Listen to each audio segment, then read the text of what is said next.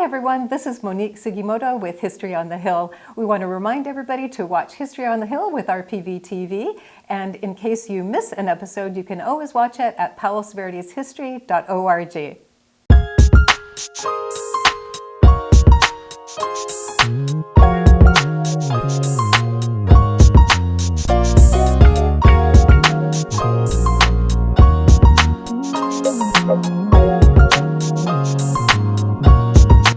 Hello everybody, it's Monique Sugimoto with History on the Hill. It's been way too long since we have done this. I am the archivist and local history librarian with the Palos Verdes Library District, and today we are in studio with my co-host, Maria Sorreo. I'm the helper today. Always exciting to see you, Monique. You have many new things from the library you're going to talk to us about. We do. I have a lot of things. I was trying to remember when was the last time we did this, and it's going to be so embarrassing. It must have been way too long. The summer. Could be. And since then, we have gotten so many different collections in and actually started processing different collections. Amazing. And one of the ones that I wanted to show you today, because everybody in PV who has been here for a while or even for a little bit will know about this one. And this is the Admiral Risty collection. Amazing. And how did you, how did this come to you? You know, when the Admiral Risty was closing down, someone must have let them know that there is the archives, that there's the community archives at the library. And they contacted me and they said, would you be interested in this? And I was down there in a heartbeat. And I said, absolutely, we would be interested in this, because it was such a tradition on the peninsula and such a well-known place. I mean, you did a lot of work there, didn't you? We did many shows there.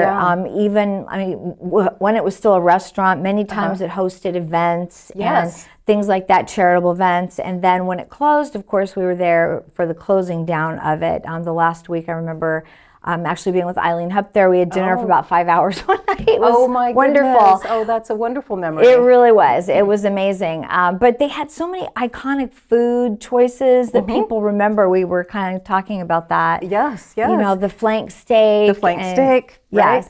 And so that was one of the things that I was so excited to get, was they had these little cards. Yes. And I didn't know that they just distributed them. I mean, was it you just went and you could get them on the table? Yeah, so the last week, I don't know how long it went on for, but they did leave them for us at the table, and we got to take them home, and I always see them in my collection at home. And I've never tried any of them yet.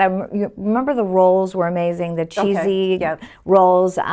And the dessert, they also had a couple amazing desserts. So would that be the creme brulee? The creme brulee, and I think there was there a pecan something? Well, I think what we can do, I guess we could look at the menus since we have the menus. We have the menu here. Yes, they so had so many amazing things. Yes, so we can take a look at the menu and see. We can take a look at that one. Yeah, I'm going to look at the menu. But what I love is with that one little card, we have the Admiral Risty creme brulee recipe. Yes. I mean, the Ciappino was also amazing. And that one is right here, the Ciappino recipe. See, that was really good. The blue cheese dressing. And then the flank steak marinade. Is that right? That is that's correct. We have the Risty's flank steak marinade. Yeah, I mean, they just had so many amazing things on here. And, you know, it was always busy, but I guess, you know, as things change over time, it was just time to kind of retire for Wayne Judah. And but it was sad to see it go. It was so sad to see it go because they did so many things there. They did. The Marineland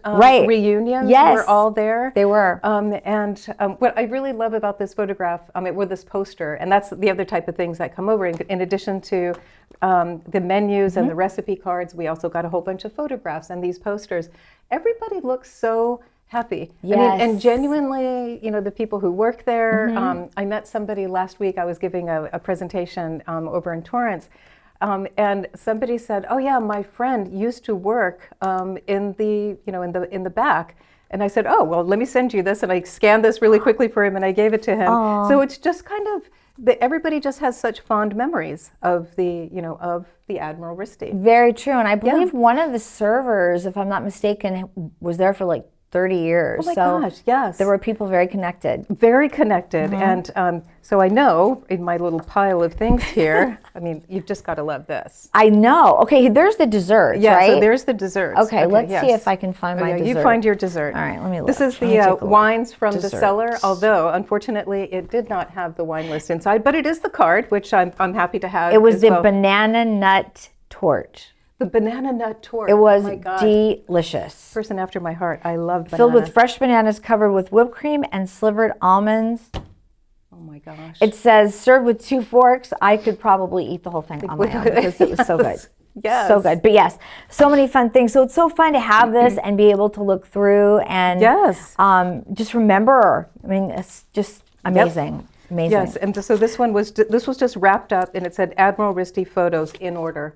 Wow. They're probably a little bit out of order now. And so let's see what kind of photos we have here. Yeah, take a look. Let's so see. there's just, there's all sorts of different events like we talked about. Yep. Yes. And right now I have a high school student who's actually going through the rest of the photographs and just kind of arranging them. And we'll soon start digitizing them. That's what we try to do. And then we'll get them up on our community archives where everybody can see them.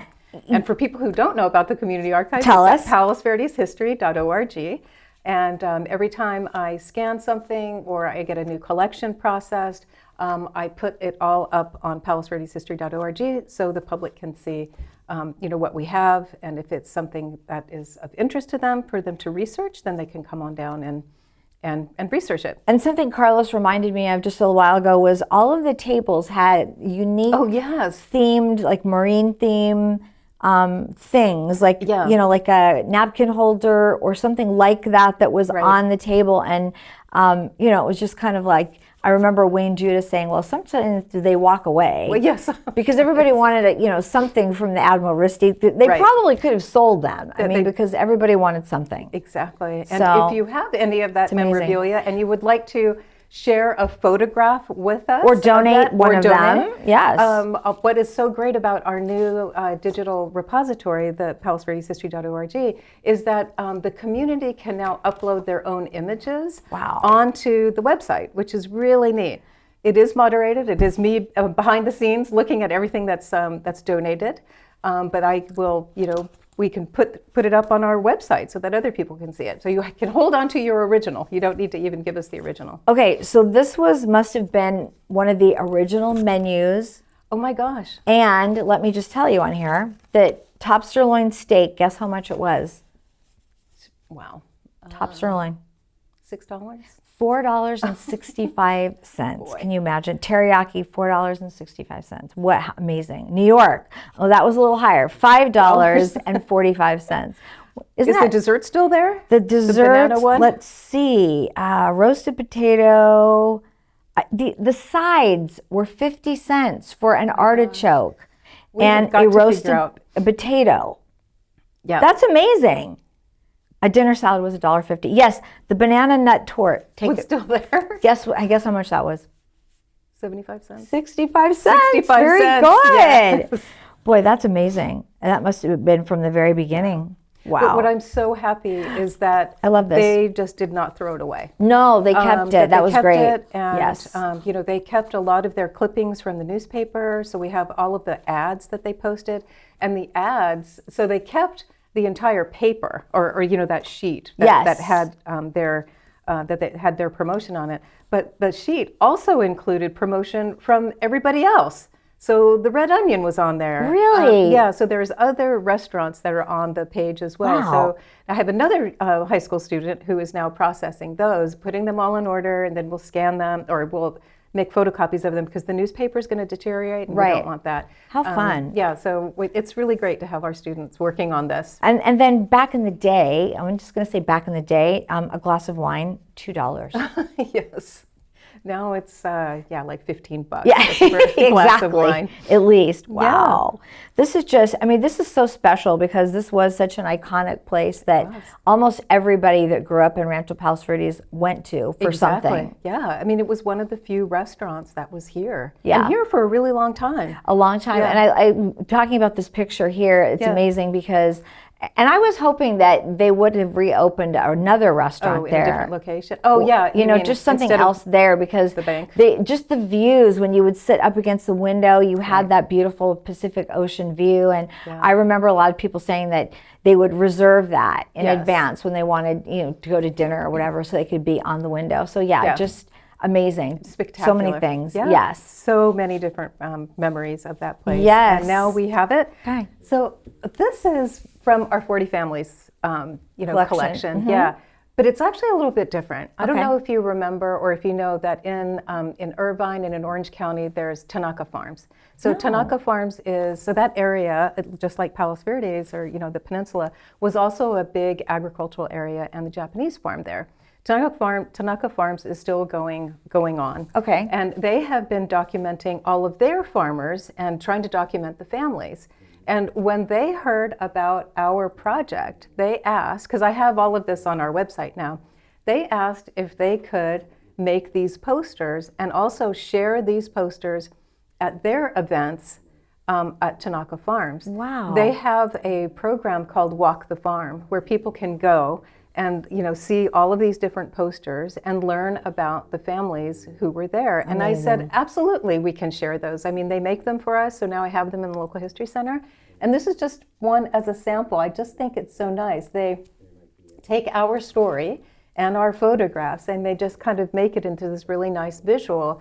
But what I like about it is that it went from our peninsula story, and it's contributing to the broader Southern California history of Japanese farming and agriculture, which is such an important part of, the development of the community. Huge. Yeah. And it's so interesting because I'm sure they have farmers that were in their communities, and they've got photos and things that, just like yours, they don't know who is who, That's exactly right. Yeah. I mean, they're not doing something like we are, where we're trying to identify everybody in the photograph, but they're working with individual families. We have, of course, Richard Kawasaki, who has been doing this for 20 how many years, and we've done a show with Richard. We absolutely have, so, to see his work, more broadly displayed, I think is really great. And how many are you up to now, identifying? Well, you mean of the people, of the 181 or 82 people that are in there? Yes. We're probably close to about 70%. Wow. And, what Richard is doing now is going back through and looking at the 1950 census and, getting more information about the families and supplementing the stories just a little bit more. I mean, we'll do that every 10 years because every 10 years the new census comes out, right? So, in I think it's 2032. We looked it up yesterday. The 1960 census will be available. So we're constantly, looking at our families and and trying to really document that history. We might have to do an update on that. That would be fun. Yes, because that was one of your first shows, I think. We talked about the 40 families. Oh my gosh, well, I was wearing a mask that time. Yes, that was at least like 7 years ago now? Yeah, well, it was pandemic 6 years times, ago. in 2021. Time just flies by. It just flies by. Totally Very flies interesting. by. Yes. Great. So the last collection I wanted to talk about is this collection of furniture cards. So it's actually a photo album and furniture cards. The photo album is a little bit delicate. It's kind of deteriorating, but and a lot of the furniture cards are in it. So I'm just going to show you the cards. But this was furniture cards and the album created by Meredith Watts. So Mr. Meredith Watts was a furniture maker. Okay. And he had a little factory, a furniture making shop called the Palos Verdes Furniture Guild in Portuguese Bend. And what year was this? This was in the 1920s. So this was like 1925, 1926, that time period. 100 years ago. At least 100 years ago, because he was creating furniture for the Malaga Cove Library, which, as I mentioned earlier, is going to be celebrating its 100th. That's amazing. In 2030. The district turns 100 in 2028, and we are already working on a project to celebrate of course. that. We love celebrations here. Yeah, we always love celebrations. Yes. Yeah. But what's so interesting about these furniture cards is that these were made from reproductions of actual furniture held by the Vanderlip family. So we have beds, we have tables. Look at how cool that is. That is. Tables. We have these little study tables. And these almost look like drawings. Yeah, they do look like drawings, but they're actually photographs. They're photographs. They're actually photographs. That's amazing. And when you look through these, we have this furniture still at the library. Oh my. So we have, a lot of these that are still scattered around the Malaga Cove Library. And the family, this is the granddaughter of Meredith Watts, donated this collection last year. And she also donated some of the physical furniture, so a chair and a desk. Right now it's in storage, but we're hoping to be able to display it at some point so that people can see it. That would be so fun. Yeah. And it's amazing because when you think about 100 years ago, Yes.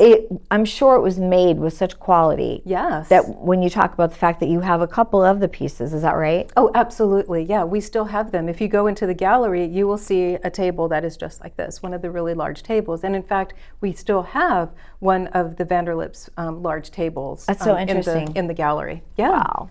And it has survived. And our staff, our facility staff, has been very, very careful with it, and sanding it and making sure it's polished and taking care of all the furniture. So if you ever want a treat to see what Meredith Watts was up to, he was a very significant furniture maker.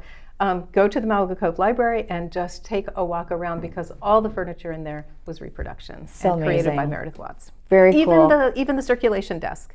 No, that's also a neat one. Really? Yeah. Wow. Isn't that fun? It really is. It's so Yeah. you don't realize how much history is right around you. But 100 Yes. years, Oh, we have yes. many 100-year things happening, We do. including the Point Vicente Lighthouse. Exactly. And actually it's 100 years to the beginning of the light. I mean, like when the first light was done. And in fact, I think it was April 14th was the first light. It was being created, and funding was, being procured for it. Yes. Almost 8 years prior to that. Right. Right. So, which is interesting. So we are March 18th now? Yeah. So we're March 18th. About a month away. About a month away from the actual light. When the first light was put on. Right, and that is such an iconic landmark here in Rancho Palos Verdes. It is. And so it's pretty amazing that it's still there, and the Friends of the Lighthouse are really working hard to raise money. They've got some cool merch that we've been talking about at PVIC Gift Shop. Oh, they do? Yes, okay, and great. it's like, go down there, get your merch, because it's really just to have that memento of the 100 years, and all the money goes back to the Friends of the Lighthouse. Oh, nice. Yes, and they're really raising it so that they can redo the inside and do all the upkeep on it, because right now nobody can go inside of it because of the asbestos and things like that. That's the into the tower Into itself? the tower, yes. What about the houses there? Can people go into the lightkeeper's house? That is a great question. I don't know. From what let's I find out, understand, they're redoing all of the property. Okay. Yeah. Oh, really? So yes, they're gonna redo all of it, but the lighthouse obviously is the first thing that they want to raise the money to. Yes. Because it's been many years since people have been able to go up inside of it. Right. And right. every month they do open it to the public, where Yeah. people can go on the grounds. They can learn about the lighthouse. Yes. And there's a museum there. Right. There's a little museum in the fog room. Wasn't that the fog house or the fog room? Right. That's where they have it. That is so great. It is, but there's so much, and I'm sure that you have had many things over the years about the lighthouse come into the history. We actually have. But one thing I wanted to share was just this photograph. I mean, this is just, and this might be a little bit glary, so we can take it out of this. Sure. But this was the lighthouse keeper and the two assistants that were here. Amazing. And it is the lighthouse still in scaffolding. And this was... what year is this? This is 1926. And this was on March 2nd, 1926. And they were talking about that it's going to be opening soon, and it was kind of one of the newest lighthouses on the coast. And the importance of the lighthouses just generally to the history of our country is really important. I mean, like helping the ships navigate the shoreline so they don't get onto the rocks and whatnot. But I just love this. I love that too. Yeah. And Isn't it cool? It's so cool because all you see is the scaffolding, and it makes it look like it can't possibly be ready. Yeah, in a month. Right, but it was. But it was. It was ready in a month. And they even talk about how the flashes were going to go. I don't know the technical languages of it, but the beeps and the lights going out. And I just ran into Liz. Yes. And Liz told me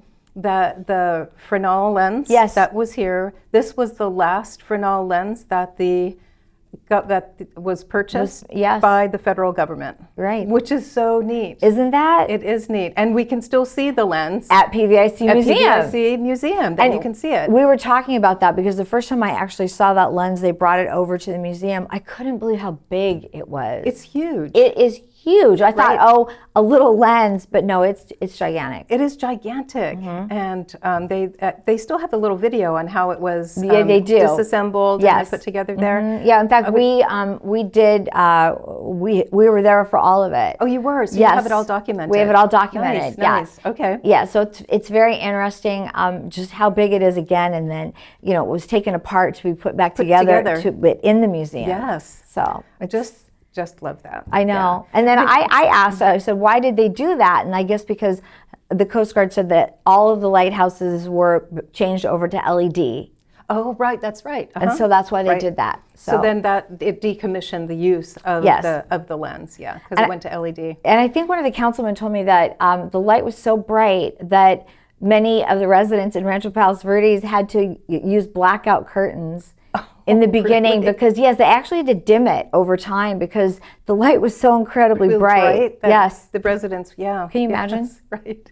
Well, did you know that that property was formerly the Vanderlip property? And, no.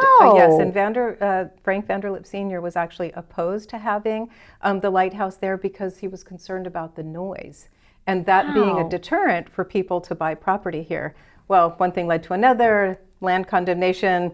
The federal government eventually acquired the property. He signed over the title, I think in 1922 or whatever, but cleared the way. So, it was probably very, very quiet out here, as we all know, and there were no general street lights and whatnot. So it was probably a very a jarring thing in the beginning, right? Yeah, we know they don't really love lights here. Yes, no. Yeah, street lights. Yeah, no lights. Verdes, no street lights except for in your city settings. That's exactly right. Yeah, exactly. But it's so great that it's that we're celebrating its 100th. And I just want to say, when we did DOPE, the Doors Open Peninsula, they did the open house at that time, right? And it was so great to talk to the docent afterwards. I mean, we exchanged email. I think she said that they had 600 people visiting on that day, and that is just so special to be able to go to a lighthouse. I mean, I'm sure that when they, during this year, they're going to have more than that.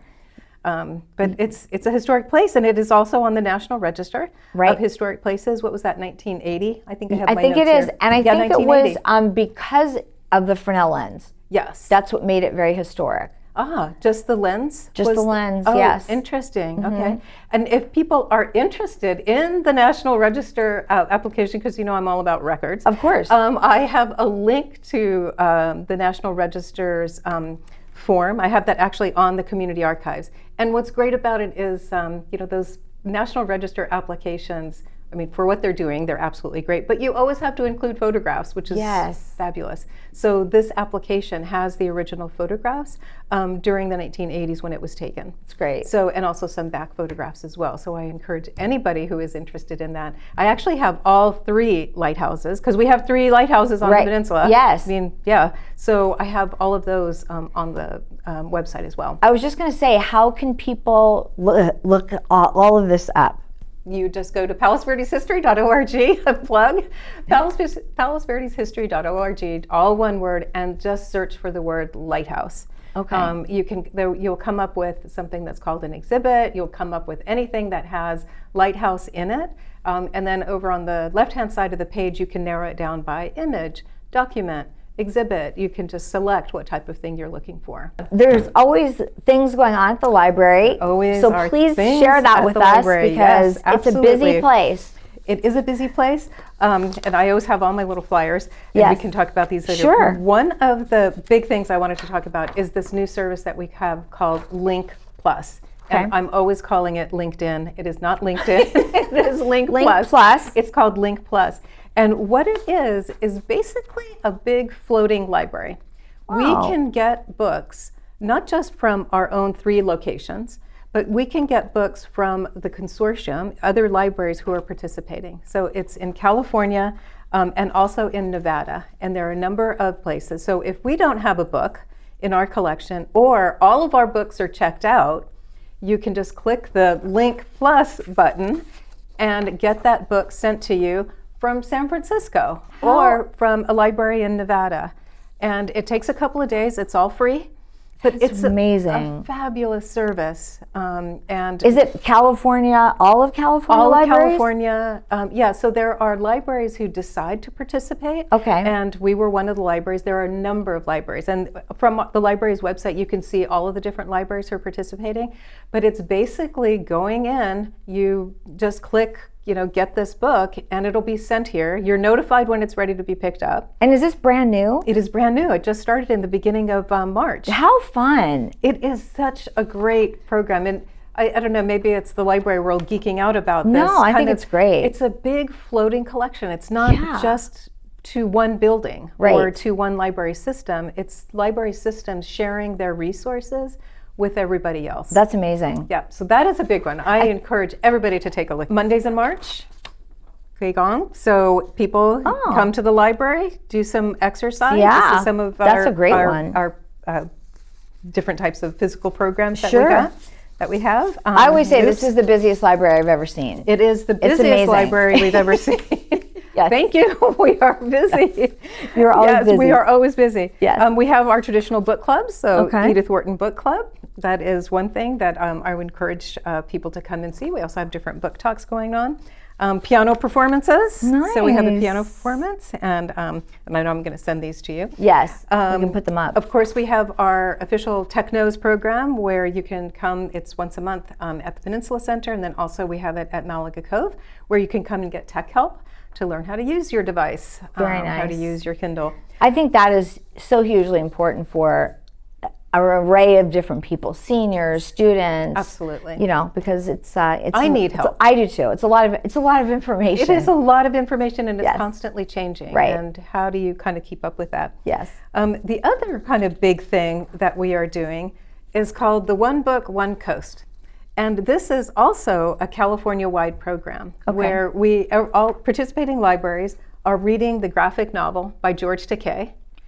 And there are programs, each library will have programs based around the book. Wow. So it's basically a community read. Okay. Like we used to have that One Book, One Peninsula where everybody read the same book. Mm-hmm. Now it's One California. I mean, everybody in California can read the same book, and libraries are celebrating it. So George Takei was in camp, and he wrote this book they called Us Enemy. And it's all about his experience. And if you have not read a graphic novel, I will admit this is my first graphic novel that I read. What does that mean, graphic novel? What does that mean? That's great. What does a graphic novel mean? Yes. So it is a book that is written with pictures and narration. Okay. So it is not a traditional book with all of the words. So it's got pictures in it. So you read the picture and the text together. I don't know if I've ever seen that. Have you ever seen manga, like Japanese manga? No. That's a big thing as well, where it's really a book written in graphic form. Okay. That's what it is. But that is so interesting. Really, really fun. So we've got a lot of programs around that. We're going to have a book discussion around that book. They called us Enemy. A Farewell to Manzanar. Amazing. We're going to have a film screening. And also there is... And these are all free, is that right? All free. Oh, yeah, all part of the library. That's a gift. I am working with our young readers librarian to do an art project. This is for our kids. So we're going to do an archives and art program. We're going to figure that out in April. And then also I'm going to give a little bit of a lecture on Japanese farming on the peninsula. So just to kind of get our general, our local agriculture. No wonder we haven't seen you, Monique. Yeah. They're keeping you so busy there. They are keeping me busy. Monique, thank you so much for coming in studio. It's always fun to have you here. Well, thank you so much, Maria. I love being here. And thank you, everybody, for joining us. And we look forward to another episode here of History on the Hill.